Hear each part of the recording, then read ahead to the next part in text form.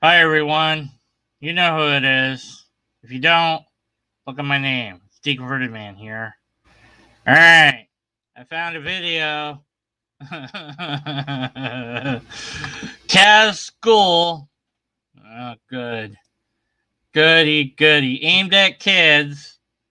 Now, what's interesting, I have to say, is that usually, because of YouTube's policies, when you have videos aimed at kids, you're not allowed to have your comment section on because of reasons, but this one does. So I don't know. So let's see. All footage used in our videos are licensed to KAZ School Media. You're not permitted to cut clips used in your own videos without permission. I'm gonna do that under fair use and comment and criticism of your crappy video. So I'm gonna go ahead and do that. And go ahead, DMC me. Try it. Bring it on. I will fight you in court and win. Bring it on. Anyways, you won't do that because, whatever.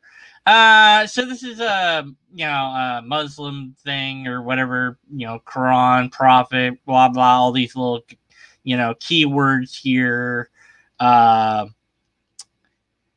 It's an amazing channel for kids, really. If it is, then your whole channel should be under YouTube's thing of not allowing comments, because that's part of the thing. So I think that, if you come after me for using your little clips here, which I'll do just by playing through your video, then, YouTube's going to come after you for not complying with their standards. So let's see who wins that battle. Anyways, you've got a lot of subscribers, so that kind of makes me sad. Another thing that makes me sad is teaching lies to kids. That always pisses me off. So you're not sitting pretty, KAZ School. Yes, you are going to be teaching lies to kids.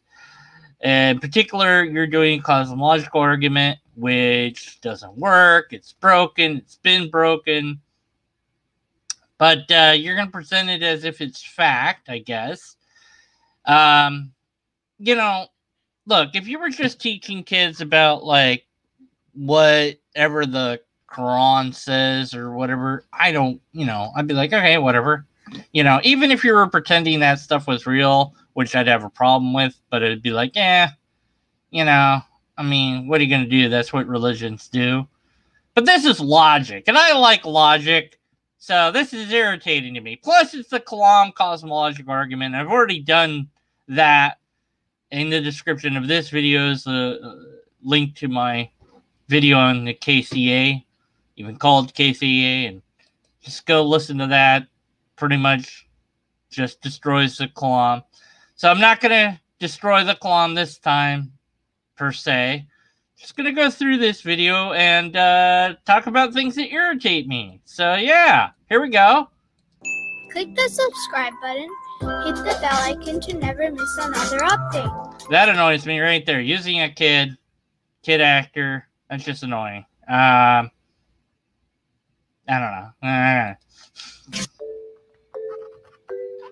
There's a little intro. And what the bleep? What? That balloon survived going outside of the atmosphere. That balloon achieved escape velocity. That's not possible. Anyways, it says, God, are you there? If you ever write on a balloon, man, it's really hard. That kid really wrote really well on this balloon. Man, I'm commenting on pointless stuff. Are you there, God? So can I send a balloon that says that? And is God in the sky? Like, I thought God was anyways. Does God exist? I don't know. What do you mean by God? Let's start there, shall we? What do you mean by the word God? Before you ask me if it exists or not, shouldn't we? We're not going to do that. We're not going to tell you what God is. Okay.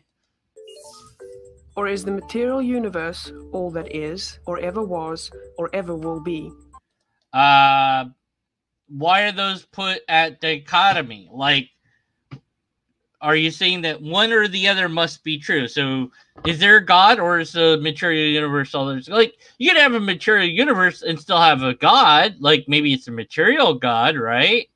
Or like, why wouldn't you allow for both? Or like, it's just whatever. One approach to answering this question is the cosmological argument. Oh God. It goes like this.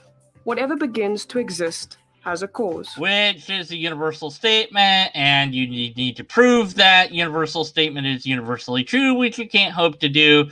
So, yeah, see my video, I already talked about it there. The universe begins to exist also is an incorrect statement. That's not exactly how cosmology actually works, and we don't know that the conclusion follows. So, anyways. Believing that something can pop into existence without a cause is more of a stretch than believing in magic. Well, here's the thing. No, it's not. Because you could actually demonstrate in a way that something can come without a cause. And what do you mean by cause anyways? But nobody really says things like that. Like, this is really a creationist tactic more than anything else. I think that in quantum physics, it's probable that you have things coming into being and popping out of existence without any particular cause. But I'm no quantum physicist, so I don't know how any of that works. But I'm not going to say that it is completely impossible. At least with magic, you've got a hat and a magician.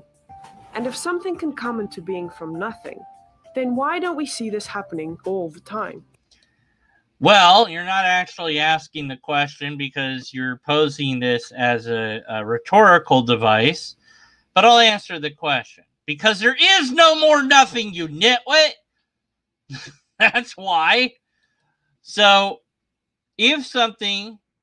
And then something can come. Oh, geez, man, you nothing can. So there is no more nothing. So if we're gonna posit that there was a nothing at some point, and that something came into being from that nothing for just because it did, and there's no cause to it, then there's no more nothing. There is now a something, and once you have a something, then you don't have a nothing. So you can't have. Then you have rules, and once you have rules, then maybe the rule is you can't have more stuff come into being from the nothing, since there is no nothing anymore. But you don't want that answer. You don't want to actually think about this. So. All the time. No, everyday experience and scientific evidence confirm our first premise. No, everyday experience doesn't. Nor does scientific evidence. No. So no to all of that. None of those things confirm your first premise that everything has a cause, or that everything that begins to exist has a cause, because we don't know about everything. We only know about the observed things, for one. And so, yeah, just anyways. Cause and effect, chicken or an egg, right? Yeah, and the chicken, the lizard was first before the chicken. But what about our second premise? Yeah, that one's wrong, too. Yeah, no, always existed. No, you're getting cosmology wrong. Oh, good. That second law of thermodynamics.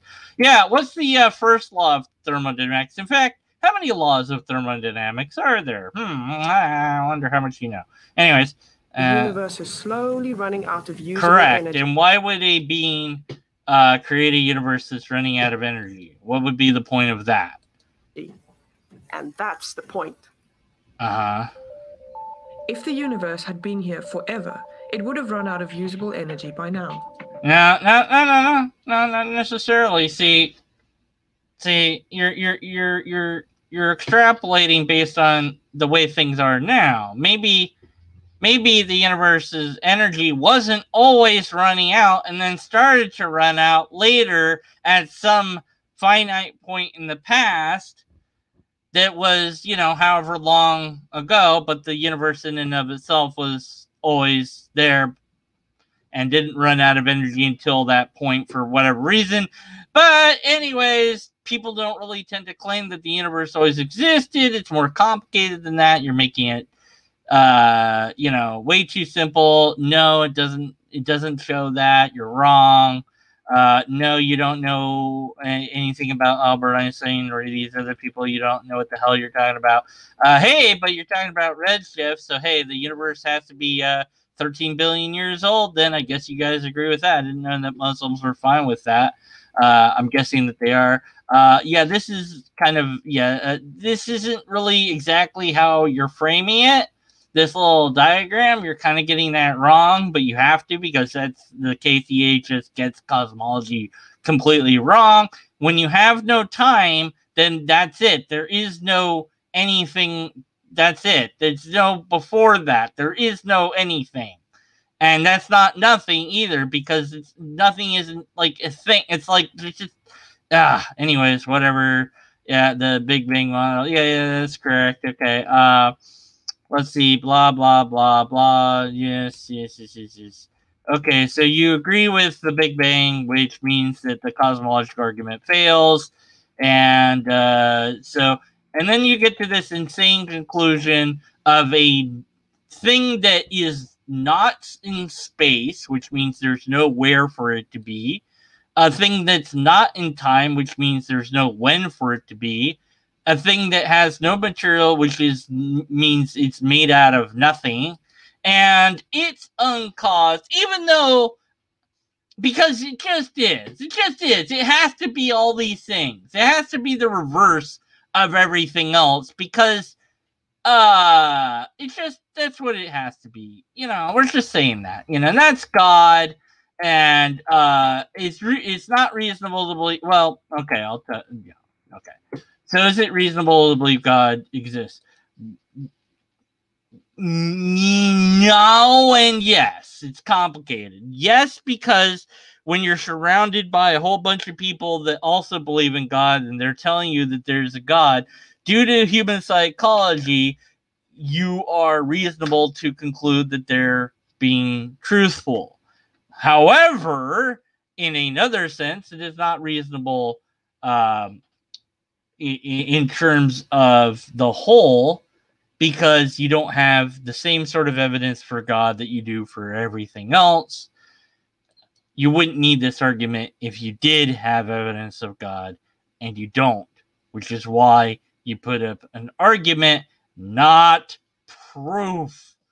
This is not proof. Arguments are not proof. Anyway, so there you go. That's it. Like I said, I didn't really want to do the whole thing, because screw that. I've done the clone. I hate this video. Shame on them for, indoctrinating kids. And go ahead, guys. Bring it on. Come after me. Let's see what happens. See if they come after me. I love it, because they're also breaking the rules of YouTube. So we'll see what happens. Probably nothing. All right, bye, everybody. That was a quick one for once. Bye.